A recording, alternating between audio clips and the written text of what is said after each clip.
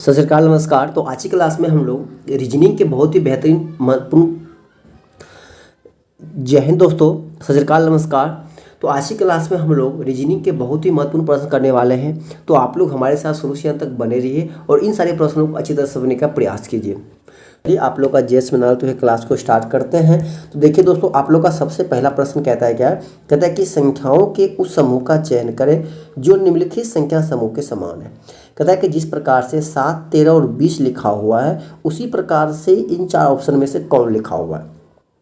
तो सबसे पहले देखिए कि 7, 13 और 20, ठीक है, इन तीनों संख्याओं के बीच लॉजिक क्या है। देखिए लॉजिक क्या है, तो 7 से हम लोग कहाँ जा रहे हैं? 13 पे। तो 7 से 13 पे कितना, देखिए हम लोग प्लस का 6 करके जा रहे हैं। अब देखिए 13 से हम लोग कहाँ जा रहे हैं? 20 पे। कितना, देखिए प्लस का 7 करके जा रहे हैं। इसका मतलब क्या, यहाँ से देखिए एक अधिक कर रहे हैं। अगर पहले 6 जोड़े तो फिर कितना जोड़ रहे हैं? 7, मतलब एक अधिक जा रहे हैं। अगर मैं पहली ऑप्शन की बात करूँ तो हम लोग 10 से गए 18 पे कितना, देखिए प्लस का 8 किए, और 18 से गए 24 पे कितना, देखिए प्लस का 6 किए। मतलब यहाँ पे बढ़ना चाहिए तो ये क्या घट गया, तो भाई ये तो होगा नहीं। देखिए 9 से हम लोग कहाँ गए? 15 पे। कितना, देखिए प्लस का 6 किए। अब 15 से हम लोग कहाँ गए? 23 पे। तो 15 में कितना जुड़ेगा? 23 होगा, तो भाई 8। तो यहाँ पे कितना प्लस हो रहा है? तो प्लस का 2 हो रहा है, तो यहाँ भी नहीं होगा, बी भी नहीं होगा। ठीक है, 15, 8, 23 होता है ना। अब देखिए 12 से हम लोग कहाँ गए? 19 पे। कितना, देखिए प्लस का 7। लेकिन 19 से गए 29 पे कितना, देखिए प्लस का 10। यहाँ देखिए 3 का वृद्धि हो रहा है, तो ऑप्शन नंबर सी भी नहीं होगा।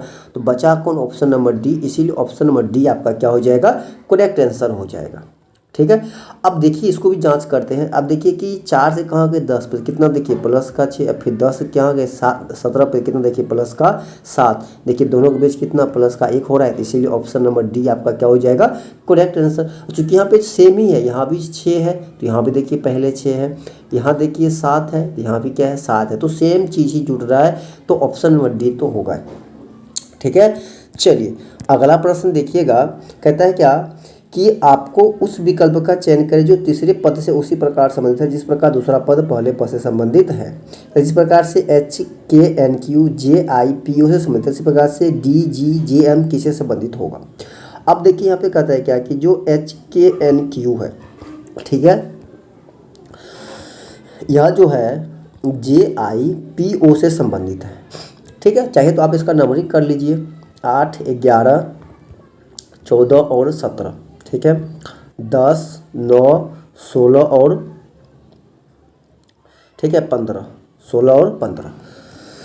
देखिए 8 से हम लोग गए 10 पे। कितना, देखिए प्लस का 2 हुआ। ठीक है, फिर देखिए 11 से कहाँ गए? 9 पे। कितना, माइनस का 2 हुआ।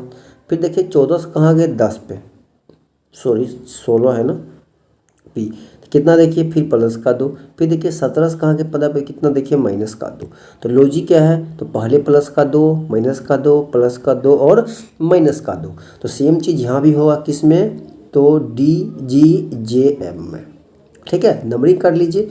D कितना 4, G 7, J कितना 10 और M कितना पे होता है? 13 पे। ठीक है, अब देखिए D में क्या करना पड़ेगा? प्लस का 2 करना पड़ेगा पहले। तो D कितना, 4 + 2 करेंगे 6, और 6 पे क्या होता है आपका? F होता है, तो F हो जाएगा। G में क्या करना पड़ेगा? माइनस का 2। जो G कितना 7, मैंने 2 की जगह 5, 5 पे हमारा क्या होता है? E, तो FE होगा। ठीक है, J कितना 10 प्लस का 2 कीजिएगा तो कितना हो जाएगा? 12। कितना होगा? 12, और 12 पे हमारा क्या होता है? तो भाई L होता है। M कितना 13, माइनस का 2 कीजिएगा कितना हो जाएगा? 11, 11 पे हमारा क्या होता है? K होता है। तो FELK, FELK आपके ऑप्शन डी में है, इसीलिए ऑप्शन नंबर डी आपका क्या हो जाएगा? यहाँ पे करेक्ट आंसर हो जाएगा। ठीक है, चलिएगा अगला प्रश्न देखिएगा। अगला प्रश्न कहता है क्या कि उस विकल्प का चयन करें जो पांचवें पद से ठीक उसी प्रकार संबंधित है जिस प्रकार दूसरा पद पहले पद से और चौथे पद तीसरे पद से संबंधित है। अर्थात जिस प्रकार 31 25 से 25 संबंधित है, 16 707 से 49 संबंधित है, तो 1024 से कौन संबंधित होगा। अब देखिए कि 31 25 किससे संबंधित है? तो 25 से संबंधित है। लॉजिक क्या है? बहुत ही आसान। लॉजिक क्या है? देखिए इस 25 का जो क्यूब होता है वो कितना होता है? 31 25 होता है। उसी प्रकार से जो 16,000 कितना है? 707 किससे संबंधित है? तो 49 से। तो आपको पता होगा कि 49 का जो क्यूब होता है कितना होता है? 16,007 से 7 होता है। तो उसी प्रकार से जो है 1024 है, किसका क्यूब है? ठीक है, किसका क्यूब है आपको यह बताना है कि किसका क्यूब है। देखिए ऐसा प्रश्न करने के हम क्या किए हैं कि हम बहुत ही बेहतरीन आपको यहाँ पर टेक्निक बताने वाले। टेक्निक क्या है तो यूनिट डिजिट, इकाई अंक से हम ऐसे प्रश्न का आंसर करेंगे। ठीक है, कैसे करेंगे देखिए, अगर हम लोग ऑप्शन ए से चलेंगे तो यहाँ पर देखिए हमारा ऑप्शन ए तो आंसर होगा। क्यों, देखिए इसका इकाई अंक कितना है 4 और इसका इकाई अंक कितना है 4 है। ठीक है, तो अगर हम 4 का क्या करेंगे क्यूब करेंगे। ठीक है, तो 4 का क्यूब करेंगे हम। देखिए अगर फर्स्ट में 4 गुने का 4 करेंगे कितना हो जाएगा 16, फिर 16 जो हो गया, फिर इसका क्या करेंगे हम इकाई अंक लेंगे, फिर 6 को क्या करेंगे 4 से गुणा करेंगे, फिर 6 से कितना हो गया 24। तो इसका तो इकाई अंक 4 आ रहा है तो ये तो हमारा आंसर हो जाएगा। तो इसका भी 4 है तो ये आंसर मेरा 14 हो जाएगा। ठीक है, अब यहाँ पे आता है 16। 16 में क्या है कि 6 है। आपको पता है कि 6 को कितने बार भी गुना कीजिएगा तो उसका इकाई अंक हमेशा क्या रहेगा, इकाई अंक हमेशा क्या रहेगा 6 ही रहेगा। क्योंकि देखिए 6 गुने 6 36, फिर 36 का कीजिएगा तो इकाई अंक कितना हो जाएगा 6, फिर 6 गुने 6 कितना हो जाएगा 6, तो ये तो होगा नहीं। अब 18 के आइएगा, 18 का इकाई अंक कितना है 8, तो 8 का पहले 8 से गुना कीजिएगा तो 18 कितना हो गया 64, फिर इकाई अंक क्या आ गया 4, फिर 4 को 8 से गुना के 8 से कितना हो गया 32, इकाई कितना आ गया 2, यहाँ पे 4 है तो ये भी नहीं होगा।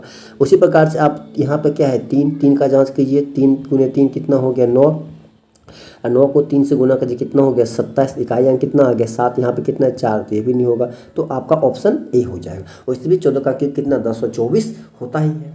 ठीक है, अगर जिसको 1024 याद है भाई 14 का क्यूब होता है तो आप डायरेक्ट आंसर कर दो, इतना करने की जरूरत नहीं है। ये इसके लिए है जिसको नहीं पता है। ठीक है, जिसको कोई मान ली क्यूब नहीं याद है तो उसको यूनिट डिजिट से कर सकते हैं, इकाई अंक से कर सकते हैं।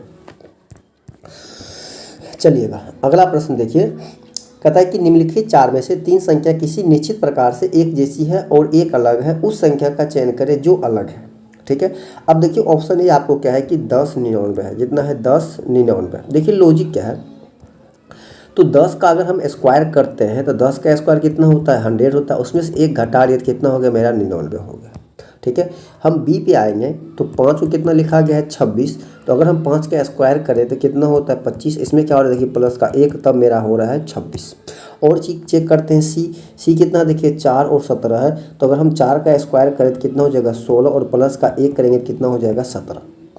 ठीक है, प्लस का 1। यहाँ देखिए 81 कितना है 82, तो 9 को क्या लिखा गया है तो 82, तो 9 का स्क्वायर करेंगे कितना हो जाएगा 81 और प्लस का 1 करेंगे कितना हो जाएगा 82। अब देखिएगा यहाँ पे, ठीक है, सभी में क्या देखिए option number C, option number B और ऑप्शन नंबर डी तीनों क्या देखिएगा तो प्लस का 1 हो रहा है, प्लस का 1 हो रहा है। बट ऑप्शन नंबर ए में देखिए तो माइनस का 1 हो रहा है, 1 हो रहा है। ठीक है, इसीलिए आपका ऑप्शन ए यहाँ पे क्या हो जाएगा करेक्ट आंसर हो जाएगा, ऑप्शन नंबर ए हो जाएगा।